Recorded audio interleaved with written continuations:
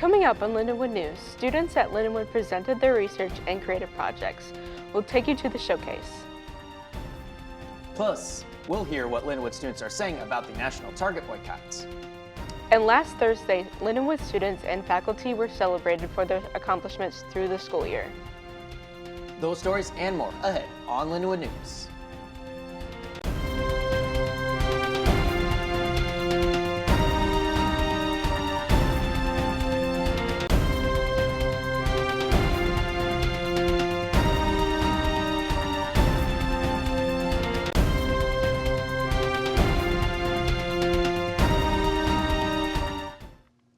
Welcome to this edition of Lindenwood News. I'm Parker Kilen. And I'm Kendall Michelson. Last week, students from across campus gathered in the library to present their academic projects.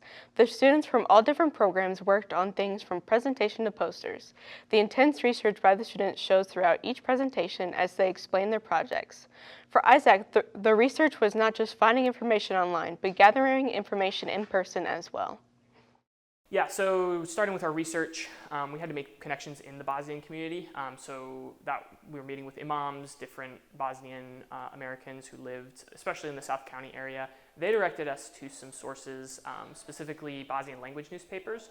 And so most of the work was analyzing those sources and then writing a paper about that, which we're presenting now. The university puts on this showcase for students each year, displaying many different subjects from science to crash analysis. Last January, it was announced that Lindenwood's digital institutional repository had surpassed 1 million downloads. The Digital Commons was first established in May of 2021. As part of the Lindenwood Library, it has been serving as a digital hub for preserving the university's rich, scholarly, and historic materials, hosting more than 17,000 pieces of content. Over those 3 years, downloads have originated from more than 11,000 institutions, spanning more than 200 countries and regions. Federal student loans have a huge impact on previous students and their lives. Starting next month, student loans are going to be referred to collections. Previous students who had their loan payments paused during COVID once again be forced to pay off their debt. If they make payments when the payment comes due, it will actually be positive because the students will be able to establish a good credit rating.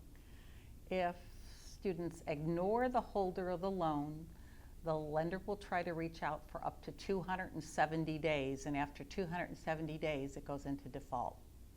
With student loans now in collections, you can request a payment plan if you have defaulted loans.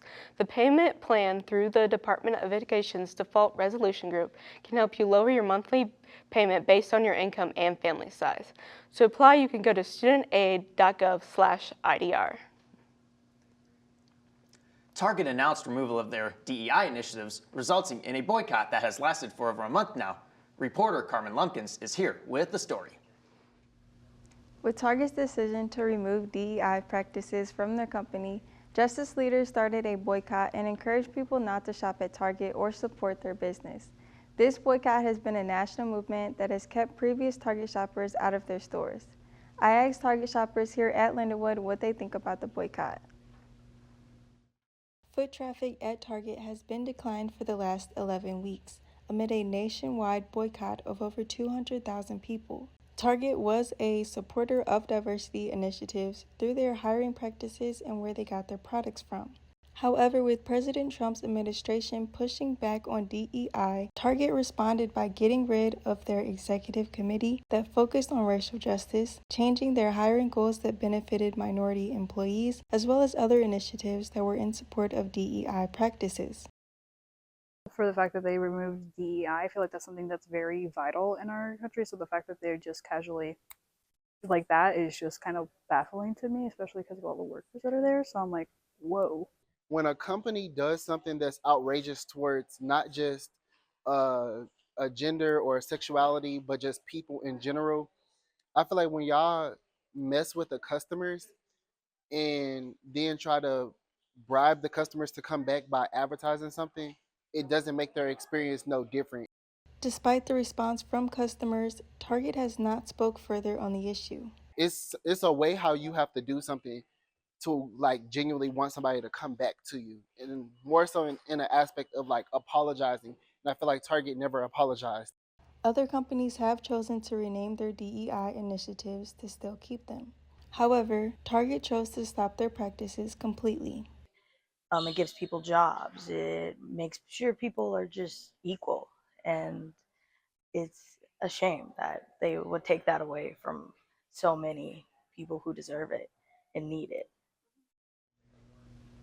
In addition to the boycott, Target, along with Walmart, expressed to Trump in a private meeting that the high tariffs will further interfere with their business and could lead to empty shelves.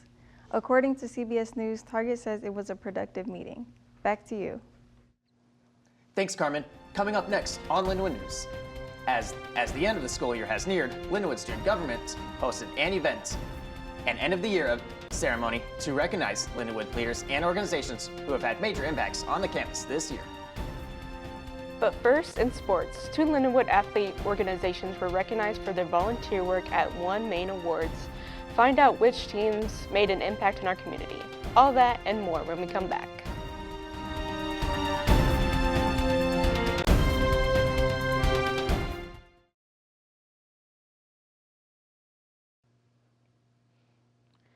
Lindenwood Baseball and Men's Rugby were recognized at the 6th Annual One Main Awards, hosted by the St. Charles Main Street Foundation. The One Main Awards recognize organizations and individuals who make an impact on the community. The baseball team was awarded for their participation in the St. Charles Pumpkin Glow, and men's rugby was awarded for the team's volunteer work at the Main Street Supper Club this past September. These awards highlight the work Lindenwood student athletes do outside of their sport to help support the community. The Lindenwood men's golf team competed in the OVC championships this past week. The team opened the tournament competing in 3 rounds of stroke play. The Lions finished 10 under and secured the 2 seed going into match play. However, the team concluded its season after falling to 3 seed UT Martin. The final team score was 4-1. Last but not least, the Lindenwood beach volleyball team ended their OVC tournament run in semifinals. The Lions were matched up with the UT Martin Skyhawks, needing this win to make it to the championship. However, they fell in back-and-forth fashion, which brought their season to a close. Lindenwood ended its season with 15 wins, marking the 2nd straight season that they have reached that win total. This also marks the 2nd straight season the Lions have made it to the semifinals. The Lions look to come back next year and take home the OVC title. That's all for sports. Back to you. Last Thursday, Lindenwood held their annual Black and Gold ceremony. Black and Gold brings together people from across the Lindenwood community. From students to administrators to faculty and staff, the event is organized by the Lindenwood Student Government to celebrate the achievements of students and faculty alike at Lindenwood. Maria Clark from SGA says the event is a way to give kudos to everyone and finally recognize them for their accomplishments. Every year, Black and Gold continues to break their attendance record. This year's theme was Cheers to Roaring Success, a reference to the Roaring 20s. Congratulations to all the students who were recognized at the Black and Gold Awards. That's it for this edition of Lindenwood News. We'll be on break for the summer and we'll be back in the fall. See you next semester.